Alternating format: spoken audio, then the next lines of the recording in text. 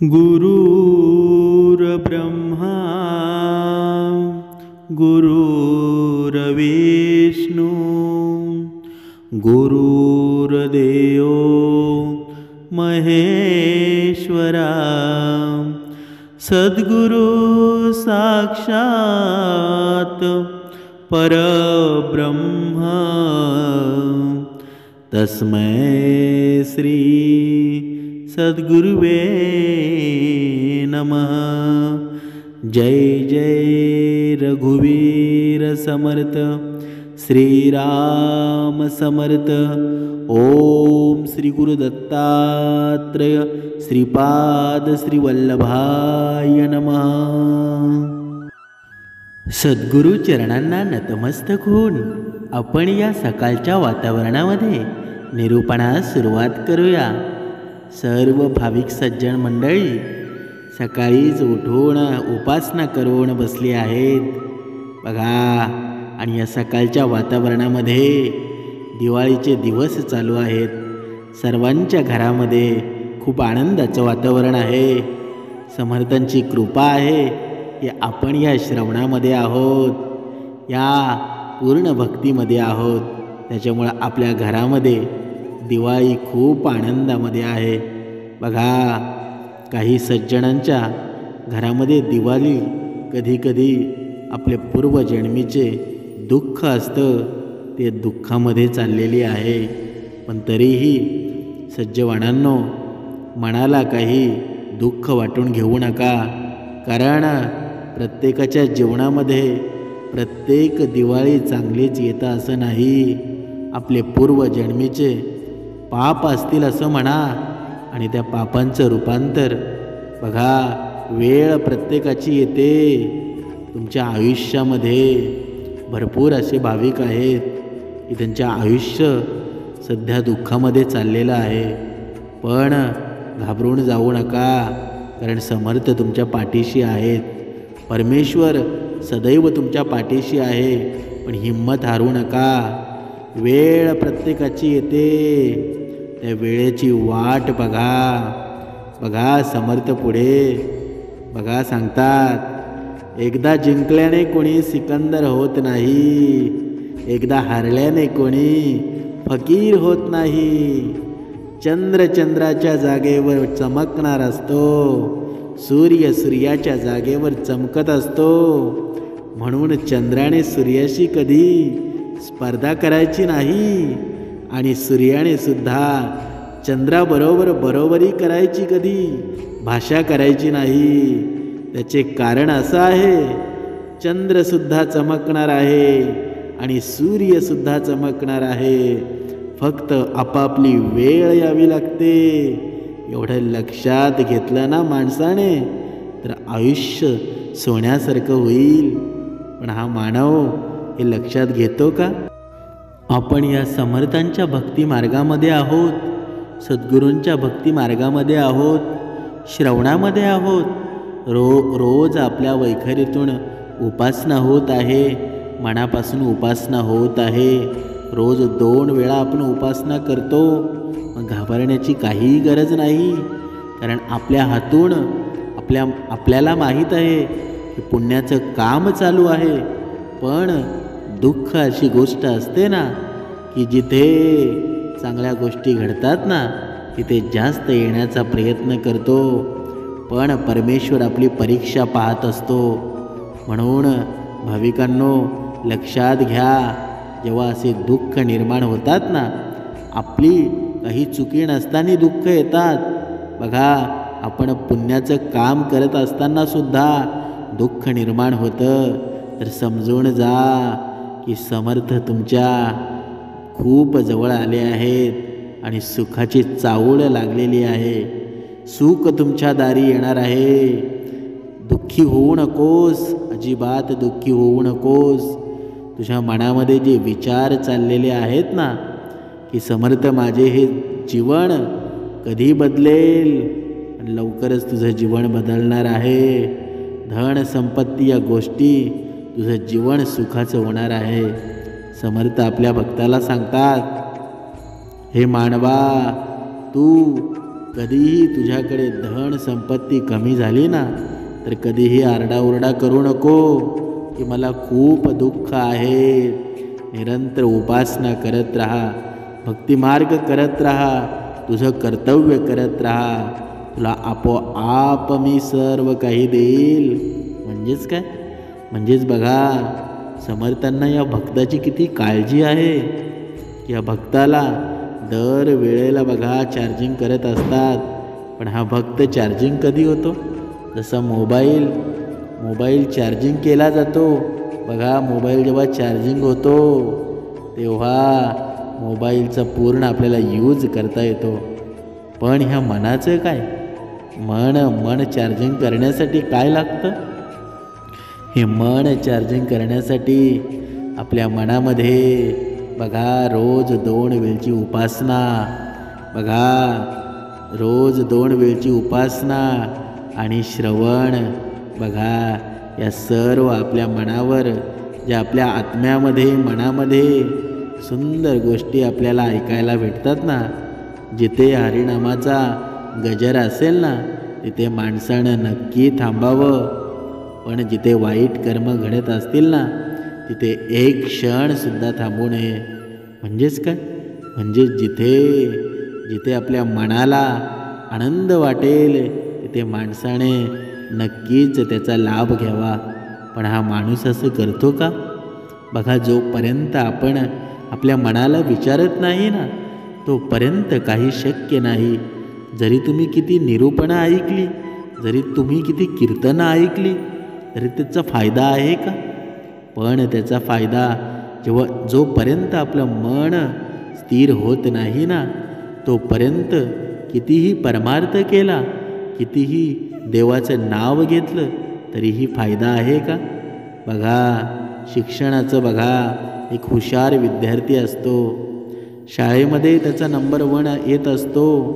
पण बघा, कधीकधी त्याचे वडील असतात ते दारू पितात. बघा, व्यसनाधीन असतात. तेव्हा परीक्षा येते. बघा, अगोदरच्या सर्व परीक्षा पास होतो तो, 1 नंबराने पास होतो. पण बघा, वेळ किती महत्त्वाची असते. ती वेळ त्या विद्यार्थ्यावर येते, परीक्षा चालू असते आणि घरामध्ये आपले वडील दारू पिऊन धिंगाणा घालतात. आपल्या घराची पूर्ण बघा, बायको मुलांना हा मानव आहे तो बघा शिवीगाळ करत मारतो आणि त्याच वेळेला त्याचा अभ्यास चालू असतो. बघा, ज्या घरामध्ये अशा गोष्टी घडतात, बघा जुगार झाला, दारू झाली, बघा हे व्यसनाधीनता ज्या घरामध्ये केली जाते ना, त्याचा परिणाम आपल्या मुलाबाळांवर होत असतो, आपल्या भावावर होत असतो, आपल्या पत्नीवर होत असतो, आपल्या सर्व कुटुंबावर होत असतो. म्हणून बघा, अजूनही काही भाविक आहेत जे श्रवणाला आहेत तरीही व्यसनाधीन आहेत. बघा, तंबाखू खातात, तंबाखू, सिगारेट, दारू हे सर्व व्यसन करतात. आणि कधीतरी आता झालं ते गेलं, ही दिवाळी आली आहे ना, या दिवाळीला आपण संकल्प करायला हवा आणि या दिवाळीमध्ये आपल्या या अहंकारी रावणाचा कुठेतरी नायनाट करायला हवा, नष्ट करायला हवा, तरच खरी ही दिवाळी होईल. बघा, त्या वेळेला परीक्षा चालू असते त्या मुलाची आणि वडील दारू पिऊन येतात. आणि जेव्हा हा परीक्षेचा अभ्यास करत असतो, तर बघा, अभ्यास करत असताना दारू पिऊन आलेला हा वडील, पिता, त्या मुलाला बघा शिवीगाळ करतात, मारतात आणि त्यावेळी त्याचा अभ्यासच होत नाही. आणि मग परीक्षा येते आणि त्या परीक्षेला तो फेल होतो. बघा, म्हणजे असे असतं, ज्या मुलाचा 1 नंबर येत असतो, पण त्याची परिस्थिती त्या पद्धतीची नसते, त्याची वेळ आलेली नसते. म्हणजेच काय? म्हणजेच माणसाच्या बुद्धीचा गर्व करू नये का मी एवढा मोठा आहे, माझ्याकडे एवढं धन आहे, मी या जगामध्ये सर्वश्रेष्ठ आहे, मी या पैशाने धनाने सर्वांना विकत घेऊ शकतो. म्हणजेच काय? म्हणजेच बघा, तो विद्यार्थी शाळेमध्ये 1 नंबर असून बघा, पूर्ण पहिलीपासून ज्युनियर शाळेपासून तर पूर्ण सिनियर शाळेपर्यंत त्याने 1 नंबर असायचा. पण या वेळेला काय झालं की घरामध्ये असं वातावरण निर्माण झालं की त्याला अभ्यासच करता आला नाही आणि मग तो परीक्षेमध्ये फेल झाला. म्हणजेच काय, म्हणजेच वेळ कधी सांगून येत नाही. आणि वेळ जर बघा, आपल्या आयुष्याचं पण तसंच आहे. वेळ कधीच सांगून येत नाही. म्हणून माणसाने गर्व करू नये, कारण गर्वाचं घर कधीही खाली असतं. त्याच्यामुळं आलेली वेळ ती पार पाडण्याचा प्रयत्न करायचा. माणसाच्या जीवनामध्ये दुःख तर येणारच आहे, पण दुःख आलं म्हणून आपण खचून जायचं का? कारण त्याच द्वेषाने परत सुखाच्या मार्गाने त्या दुःखाला पूर्ण नायनाट करून टाकणं, हेच तर आयुष्य जगणं आहे. आणि आपल्याला दुःखाला सामोरे जाण्यासाठी आपला भक्तिमय मार्ग आहे. समर्थांनी दिलेली ही देणगी आहे ना आपल्याला. समर्थांनी दिलेलं खरं तर आपल्या बघा, आपलं भाग्यच एवढं मोठं आहे की आपल्याला हे समर्थांची भक्ती मार्ग सापडला. नाहीतर आपण कुठे असतो, कधीतरी विचार करायला हवा. समर्थ सांगतात, वेळ कधी माणसाच्या जीवनामध्ये सांगून येत नाही. कधी कोणती वेळ येईल हे सांगता येत नाही. पण आपण जर भक्ती मार्गामध्ये असलो ना, तर वेळसुद्धा विचार करून येते. कारण पुढे त्या वेळेच्या पुढे समर्थ असतात.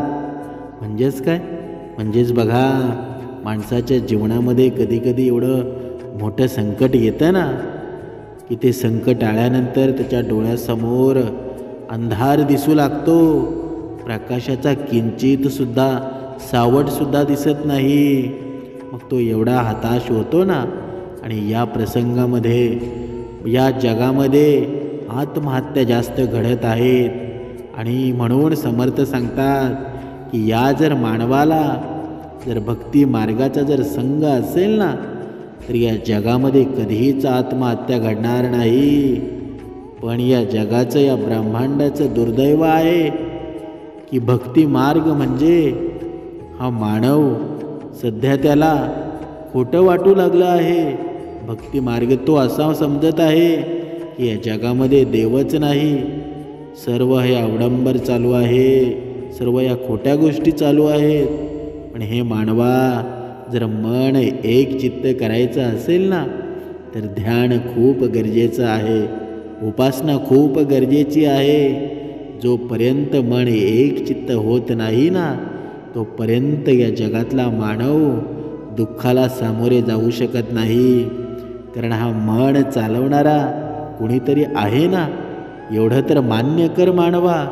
कारण जोपर्यंत तुला बघा, तुला जो झोपवतो, तो सकाळी उठवतो, कुणीतरी काहीतरी शक्ती आहेच ना की तू तुझ्या मर्जीने उठतोस.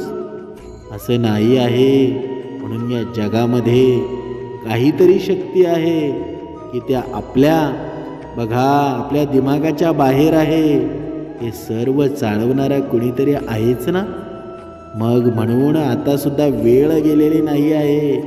आत्तापर्यंत तू खूप बघा भक्ती मार्गावर खूप क्रूरपणे बोललेला आहेस. खूप अगोदरच्या तुझ्या जीवनामध्ये खूप भक्ती मार्गावर बघा, तू भक्ती मार्गावर खूप टीका केलेली आहेस. आता तरी योग्य वेळ आलेली आहे. सद्गुरूंच्या चरणापाशी बघा, जोपर्यंत आपण जात नाही ना, तोपर्यंत आपण कोण आहोत हे कधीच समजणार नाही. म्हणून बघा, पुढे समर्थ सांगतात, वेळ कशी पण येवो, पण या मनुष्याने कसं वागलं पाहिजे. बघा, समर्थ पुढे या मानवाला सांगत आहेत की ज्यांना तुमच्या अश्रूंची किंमत कळत नाही ना, त्यांच्यासाठी कधीच रडू नका. कारण त्या रडण्याचा काहीच फायदा नसतो. म्हणून तुमच्या दुःखाची वेळ असते ना, त्या वेळेला सामोरं जा. कारण दुःखाची चव घेण्यापेक्षा ते पचवण्यामध्ये अधिक गोडी आहे. बघा, जर आपलं दुःख असेल ना तर इतरांना सांगत बसू नका, कारण सांगण्यानं दुःख काही जात नसतं. अशा व्यक्तीला सांगा की ती तुमची हक्काची व्यक्ती आहे, हक्काचं घर आहे. म्हणून बघा, आपलं दुःख सर्वांना सांगत बसू नका, कारण ते कधीकधी मनात पचवण्यामध्ये पण गोडी असते. म्हणजेच बघा, संयम आणि माफ करण्याची ताकद मनुष्यामध्ये असली ना की तो मनुष्य यशस्वी होतोच. कारण ज्याच्या जीवनामध्ये संयम आहे, दुसऱ्याला माफ करण्याची ताकद आहे, मग या मनुष्याला दुसरी कसली चिंता आहे का? तर नाही, त्यामध्येच यशस्वी होतोच म्हणजे होतोच. म्हणजेच काय, बघा पुढे समर्थ या मानवाला सांगत आहेत, आयुष्यातली कुठली भेट शेवटची ठरेल कधीच सांगता येत नाही. म्हणून घेतला जाणारा प्रत्येक निरोप असा घ्यावा की त्याने फक्त चेहऱ्यावर हसू उमटेल. बघा, म्हणजेच काय, म्हणजेच आपल्या हातून घडलेले कार्य दुसऱ्याच्या चेहऱ्यावर हसू निर्माण होईल. बघा, असंच असावं ना. बघा, नाहीतर शब्द दिल्याने आशा निर्माण होतात आणि दिलेला शब्द पाळल्याने विश्वास. म्हणजेच काय, बघा रामायणामध्ये भगवंत श्रीराम यांचा बघा एक वचनी एक बाणी श्रीराम होते. दिलेला शब्द, कुणाला शब्द दिला ना तर बघा कसलाही विचार केला नाही, शब्द पाळला म्हणजे पाळला. बघा, असा या कलियुगामध्ये माणूस आहे का? म्हणून ज्यांनी आपलं कार्य, ज्यांनी आपलं जीवन या मानवासाठी व्यतीत केलं, या मानवाचं जीवन सुखी कसं होईल ते पाहिलं, तर त्यांच्या मार्गावर आपण चालायला हवं की नाही? म्हणून बघा, पुढे समर्थ सांगतात की बघा, दुसऱ्याचा विश्वास संपादन करणं ही खूप मोठी गोष्ट आहे. कारण जेव्हा आपण दुसऱ्याचा विश्वास आणि दिलेला शब्द बघा संपादन करतो ना, तेव्हा आपण त्याच्यासाठी देव असतो, परमेश्वराचं स्वरूप असतो. म्हणून बघा, पुढे समर्थ सांगतात की स्वतःच्या दुःखाची कितीही जाहिरात केली ना तरीही त्याला खरेदी करणारं या जगामध्ये कोणीच भेटत नाही. म्हणजेच काय, म्हणजेच आपले जर दुःख आहे ना, सर्वांना सांगत कधीच बसू नका, कारण या दुःखामध्ये तुमचा ऐकणारा फक्त भगवंत आहे. भगवंताला जर तुम्ही दुःख सांगितलं ना तर तुमचा तो नक्की ऐकेल. पण या ब्रह्मांडामध्ये असं कुणीच नाही की तुमच्या दुःखाची तुम्ही जाहिरात केली तर कुणीच खरेदी करणार नाही, कुणी भेटणारच नाही. म्हणून बघा, माणसाच्या आयुष्यावर कविता करता येते, पण एखाद्या कवितेसारखं आयुष्य जगता येतं का? तर कधीच येत नाही. म्हणून माणसाने बघा भक्ती का करावी? याचसाठी भक्ती करावी की आपलं कोणी ऐकत नसेल ना तर तुझा ऐकणारा मानवा फक्त भगवंत आहे. फक्त तू मनातून या भगवंताला भजलं पाहिजेस, बाहेरून भजून काही फायदा आहे का?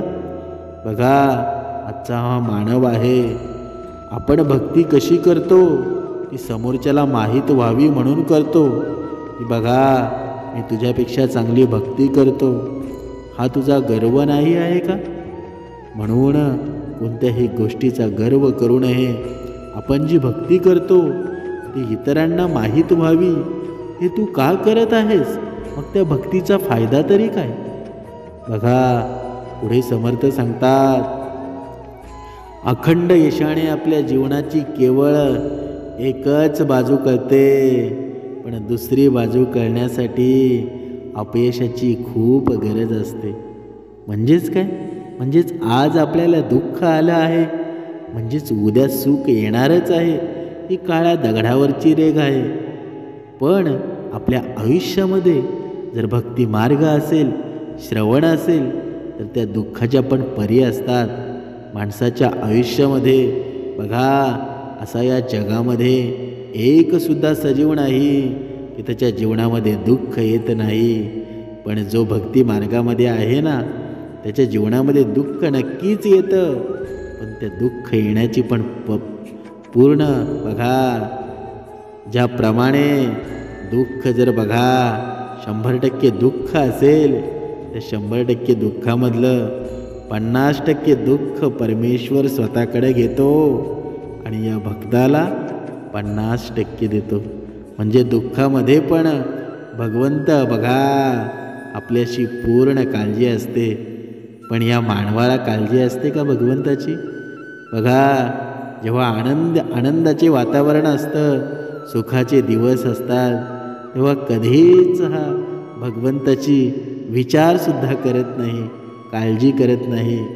पण हा भगवंत एवढा भोळा आहे ना की बघा, या मानवाला दुःख आलं, सुख देण्याचं कार्य तर करतोच, पण दुःख आलं त्याच्यातलं सुद्धा अर्ध घेतो. पण तरीही सुद्धा हा मानव कुठेतरी असा गुंतवून गेला आहे ना की त्याला स्वतःला बाहेर निघणं त्याला स्वतःला समजत नाही. पण तू तेव्हाच बाहेर निघशील की तुला हरिनामाची गोडी लागेल. तू श्रवणाला बसशील. बघा, 2 वेळची घरामध्ये सकाळ संध्याकाळ उपासना करशील. बघा, तुम्ही सर्व भाविक एक मनामध्ये विचार करत असाल की दर निरूपणामध्ये 1 मिनिट तरी सद्गुरू सांगत असतात. बघा, प्रत्येक मानवाला सांगत असतात की उपासना करा, उपासना करा. याच्यामध्ये नक्की दडलंय तरी काय? ही उपासना अशी गोष्ट आहे ना की उपासना तुमचं जीवन, बघा, तुमचं जीवन एवढं ऊर्जामय बनवेल ना. जोपर्यंत तुम्ही उपासना करत नाही ना, तोपर्यंत हा वैखरीतून उपासनेबद्दल सांगणं चांगलं नाही. कारण उपासनेचं सामर्थ्य तुम्हाला जेव्हा तुम्ही चालू कराल ब्रह्ममुहूर्तावर उपासना, तेव्हाच कळणार आहे, नाहीतर तसं कळणार नाही. समर्थ सांगतात की या आयुष्यामध्ये बघा, या आयुष्यात फक्त स्वप्न फुकट मिळतात, बाकी सगळ्यांसाठी किंमत मोजावी लागते. म्हणजेच काय? म्हणजेच आपण स्वप्न फुकट बघतो, पण आयुष्यामध्ये अशी एकही गोष्ट नाही की तिच्यासाठी किंमत मोजावी लागत नाही. म्हणून कधीकधी तोंडात येईल ते बोलण्यापेक्षा ना, मनात येईल ते बोललेलं कधीही श्रेष्ठ असतं. म्हणून आपलं मन काय सांगतं ना, त्याच्याकडे लक्ष द्या. कारण तेच बघा, मनाने केलेली गोष्ट कधीही असफल होत नाही. म्हणून आपल्या मनाचे ऐका, कारण तोंडामध्ये तर काहीही येतं. बघा, पुढे समर्थ सांगतात की असंख्य प्रयत्न करून सुद्धा जेव्हा काहीच हाती लागत नाही ना, तेव्हा एक गोष्ट माणसाला नक्की हाती लागते. ती म्हणजे काय? तर ती म्हणजे अनुभव. जोपर्यंत तुम्हाला अनुभव येत नाही ना, तोपर्यंत तुम्ही यशापर्यंत कधीच पोचू शकणार नाही. आणि हा तुम्हाला अनुभव कधी येईल? जेव्हा तुम्ही श्रवणाला बसाल, या भक्ती मार्गामध्ये लीन व्हाल आणि 2 वेळची उपासना कराल, तोपर्यंत तुम्हाला अनुभव येणं शक्य नाही. म्हणून माणूस काय करतो?